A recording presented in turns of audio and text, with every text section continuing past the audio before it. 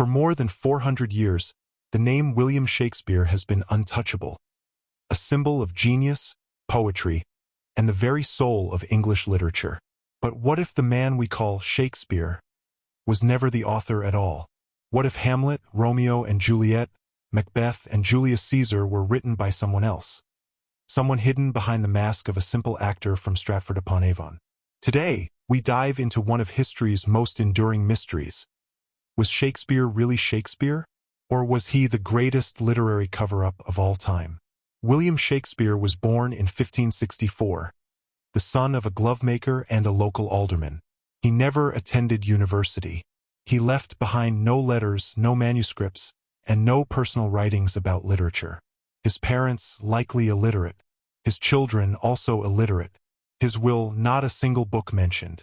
And the official documents that do survive, they paint him not as a writer, but as a businessman, a real estate investor, and sometimes a tax dodger. Yet somehow, this man with no known library, no records of travel, no evidence of elite education, and no documented literary circle, authored 38 plays, 154 sonnets, created over 3,000 words, mastered politics, law, medicine, astronomy, ancient history, and the psychology of kings and killers? For many scholars, something just doesn't add up. The skeptics, known as anti-Stratfordians, point to one shocking fact. There is not a single surviving manuscript written in Shakespeare's hand. Not one. No letters, no drafts, no diaries, no notes, no personal reflections on theater. Nothing. And when he died in 1616, there was no public mourning, no national outcry, no literary tributes. The greatest writer of all time vanished from the world almost unnoticed. Was he truly the author, or simply the front man for someone else? One of the earliest theories claims the real Shakespeare was Sir Francis Bacon, philosopher, scientist, lawyer, and one of the most brilliant men of the Tudor age. Supporters known as Baconians argue Bacon had the education Shakespeare lacked. His knowledge of science and law appears throughout the plays.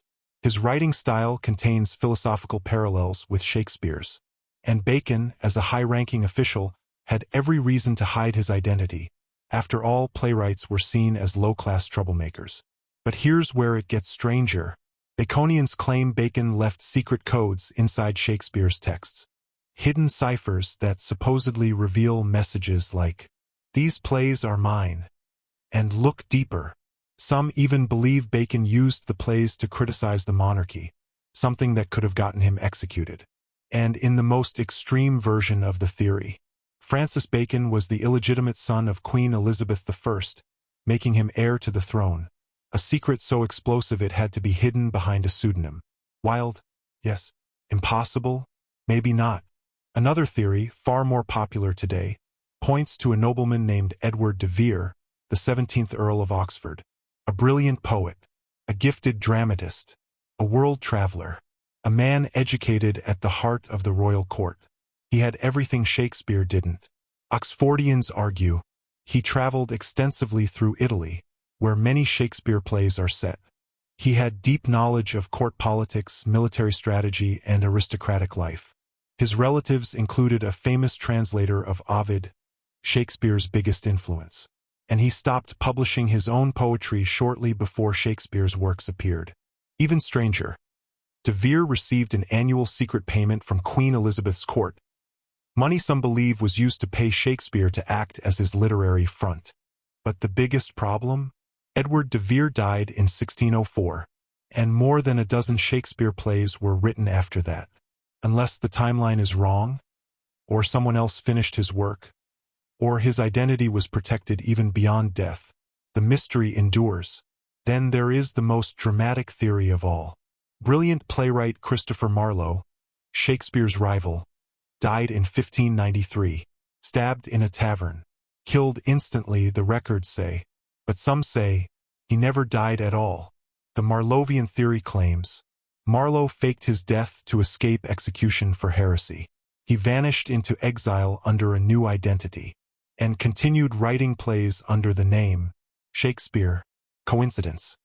Shakespeare's first published work appeared 2 weeks after Marlowe's death. Coincidence? or a rebirth? Marlowe, spy, genius, outlaw, certainly had the talent. But did he have the opportunity? In the 1930s, a new idea emerged. What if the real Shakespeare was a woman? Two candidates stand out. One, Mary Sidney, a noblewoman with an elite education, fluent in multiple languages, and author of sophisticated works, rare for a woman of her time. She hosted a renowned literary salon and funded one of the first companies to perform Shakespeare's plays. Was she the hidden genius behind the curtain? 2. Emilia Bassano, one of the first women to publish poetry in England, a woman with Italian heritage, a woman with deep connections to Venice, the setting of several Shakespeare plays, and some believe she was even Shakespeare's muse or secret lover. The question remains, were these women allowed to claim the credit they deserved? Or were gender and class barriers too strong? Doubting Shakespeare isn't just a modern trend. Mark Twain said the Stratford man could not have written the plays. Sigmund Freud supported the Oxford theory. Helen Keller questioned the authorship. Actors like Jeremy Irons, Michael York, and Mark Rylance have publicly expressed skepticism. Even two U.S. Supreme Court justices, Sandra Day O'Connor and John Paul Stevens, signed petitions calling for a formal investigation into the authorship question. This isn't a fringe theory. It's a debate that stretches across centuries, cultures, and professions. So, who was Shakespeare? A genius from Stratford? A nobleman in disguise? A philosopher hiding behind a mask? A spy who faked his death? Or a brilliant woman silenced by history? The truth is, we may never know. But one thing is certain. Someone wrote the greatest works in the English language. But the story of that someone is still a mystery. Tell me in the comments, who do you think wrote Shakespeare's plays? Shakespeare or someone else?